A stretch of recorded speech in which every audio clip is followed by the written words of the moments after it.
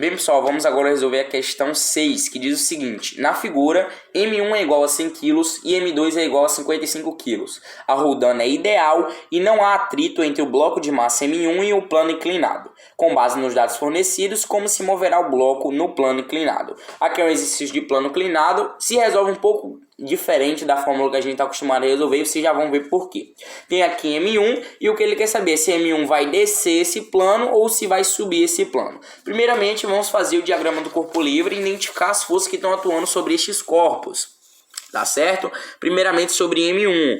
A gente tem que M1 tá aqui nesse plano inclinado, tá certo? E a gente tem esse plano inclinado com ali uma abertura de 30 graus. Então a gente tem M1 aqui e vamos determinar as forças que estão sobre M1. Primeiro a gente sabe que tem a força peso aqui apontando para baixo, né? A nossa força peso. Como M1 está em contato aqui com esse plano, com o solo, a gente sabe que tem aqui a força normal.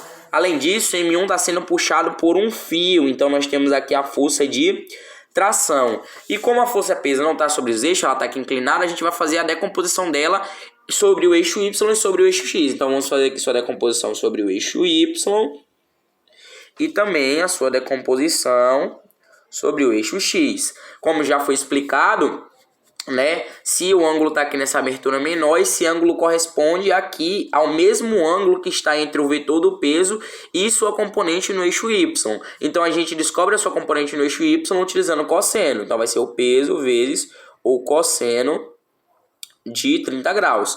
Já em X a gente descobre utilizando o peso vezes o seno de 30 graus. Beleza, a gente já fez a decomposição aqui das forças em M1. Vamos fazer agora a decomposição das forças em M2. M2 aqui está pendurado, né, no bloco de massa 2. E nós vamos ter quem? Nós temos a força peso atuando para baixo. E como ele está pendurado aqui em um fio, se vocês podem perceber, temos também a força de tração. Então aqui força peso e força de tração.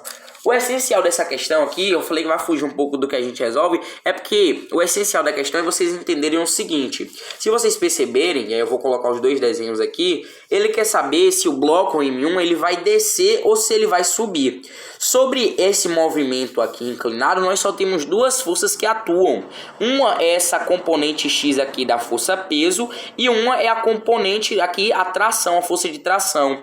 Para esse bloco descer, essa componente X da força peso tem que ser maior que a tração. E para o bloco subir, essa tração tem que ser maior que essa componente da força peso. Então a gente precisa calcular quem é maior. Primeiro a gente vai calcular o valor dessa força peso. Então eu vou calcular aqui, ó, o peso do bloco 1 na sua componente X. Vai ser igual ao quê? Qual é a fórmula do peso? É massa vezes a gravidade. E aqui é a massa 1 vezes a gravidade vezes quem? O seno de 30 graus.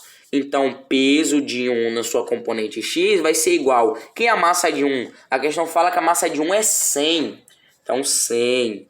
100 vezes o que? Vezes 10 vezes o seno de 30. Quanto é o seno de 30? Eu vou pegar aqui a minha calculadora. O seno de 30, que a gente já viu, inclusive, na verdade, é 0,5, então vezes 0,5. Isso aqui vai dar que o peso de 1 em X é o que? 100 vezes 10 dá 1000, 1000 vezes 0,5 dá 500 newtons. Então a gente sabe que a força que vai estar puxando esse bloco M1 aqui é igual a 500 newton. Beleza, e agora a gente precisa saber a força oposta para identificar quem é maior. A força oposta é essa força de tração.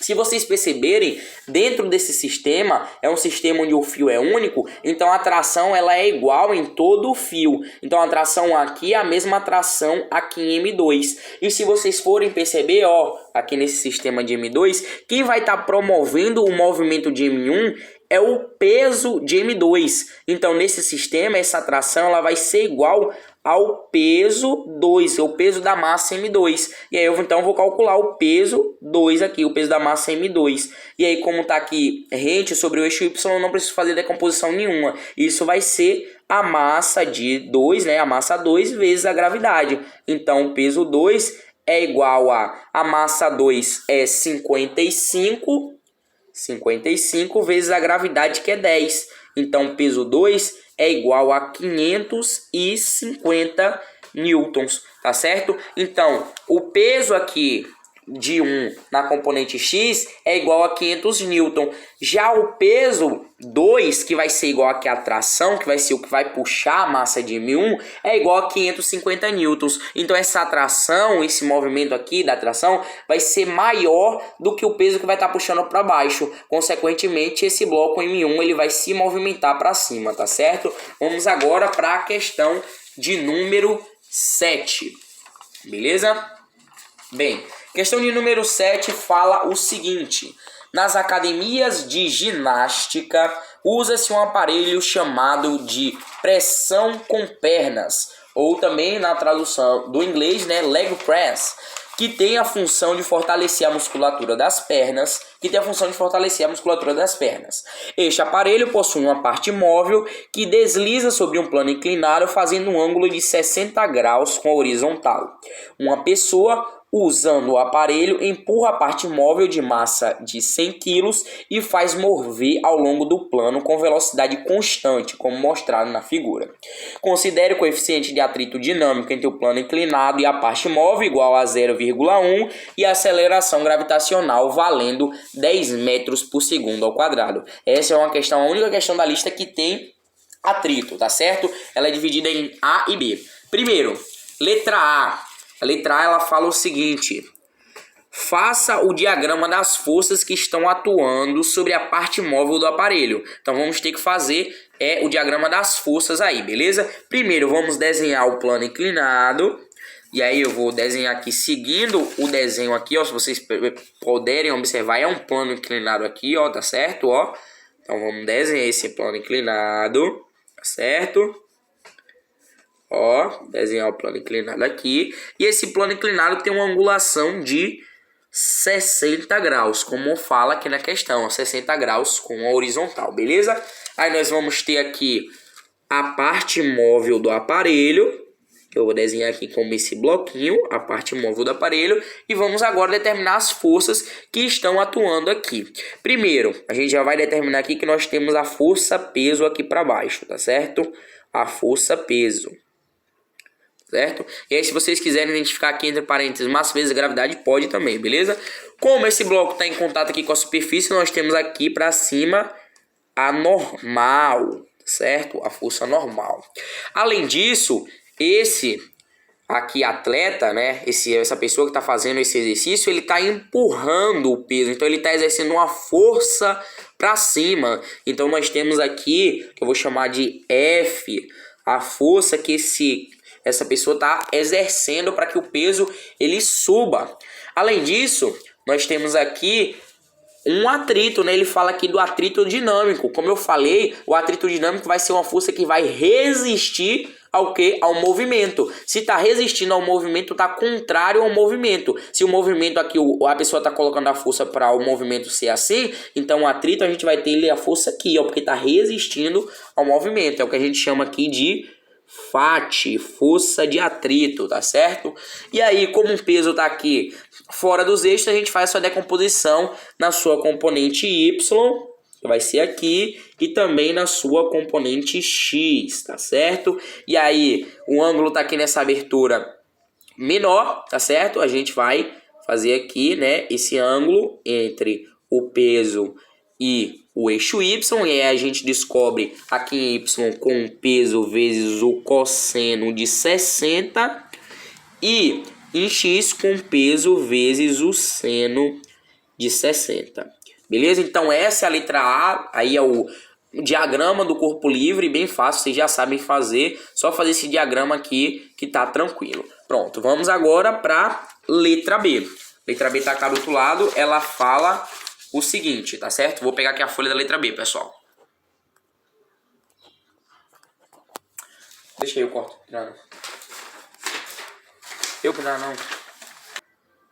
Pronto, peguei a folha aqui. A letra B pede o seguinte: determine a intensidade da força que a pessoa está aplicando sobre a parte móvel do aparelho. Então, aqui a letra B pede justamente para a gente determinar o valor de F aqui. E aí, como é que a gente vai determinar o valor de F? Para a gente determinar o valor de F, a gente vai ter que fazer a identificação das forças aqui e colocar na segunda lei de Newton. Primeiro, eu vou fazer aqui sobre o eixo X, tá certo? Então, o somatório das forças em X é igual a...